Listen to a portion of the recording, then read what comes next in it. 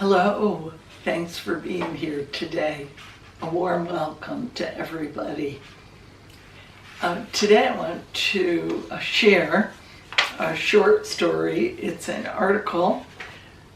It's called Reflection and Affection, and it's about acceptance. I put it in the category of acceptance and peace, because I believe when we accept ourselves and love ourselves and understand our true nature and accept the reality around us, that we live in a more peaceful way than if we're constantly criticizing ourselves and rejecting everything around us. So let me start with a quote by Epictetus. "We are disturbed not by things, but by the view which we take of them."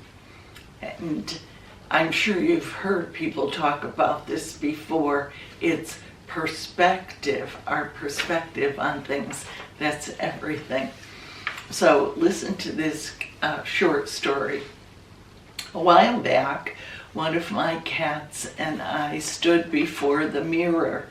The cat, named Miracle, seemed not at all concerned with the condition of her fur coat, her crooked tail, or other physical defects.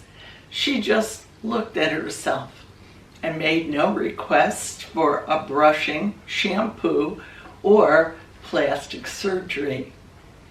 I looked at myself and was not quite as happy with my body. I felt it could use some changes, but I guess I'm not up to making the ones that would actually make a difference, and I'm not one for plastic surgery. I admired Miracle's attitude and tried to learn from her instead. My sense is that she accepts herself, and I have trouble doing that. I want to be able to look in the mirror someday and just say, "Hi, it's me," to my body the way Miracle does. And hopefully with practice, one day I will be able to do just that.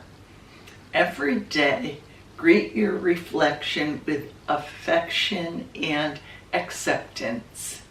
Peace, from Bernie. That's Bernie Siegel, MD, famous author, a doctor from Yale University, and well known for helping people overcome disease by changes in lifestyle and attitude. And so I'll be sharing more about Bernie Siegel's work in the future. But let's think about this one for just a minute. How do we react when we look in the mirror? I know. Here's a confession. When I make the videos and I go to edit them, my biggest problem is with lighting. And the lighting makes shadows on my face that I don't like. Sometimes I don't like the way my hair looks, or I'm dissatisfied with the shirt that I have on, or you name it. There are lots of things that I could look at that video and say, I have to redo this one. And I'm going to look at this one as soon as I finish. And if you don't hear me mention a redo, then you'll know, well, it met my standards. And I'm going to not try to fix the lighting or make myself look better. I'm just going to accept it. And if I talk about making a second video, you'll know that I didn't accept the first one and I'm trying to change my appearance to meet a self-imposed standard. Now I'm sharing that with you because, first of all, people who make YouTube videos, most of them are really into how it looks and the impression that it's going to make. And I can't say that I'm completely immune from that. And but the idea is that a lot of people do that all the time just to go to the grocery store. They have to make sure their outfit is just so and their hair looks good enough. Well, I was thinking about all the places that I have worked and all the events I've participated in, all the groups I've led or spoken to, and to be perfectly honest, I cannot remember one thing that one person wore. No outfit that anybody ever wore is still in my memory. And I can't remember their makeup, the cars they drove, the hairstyles they had.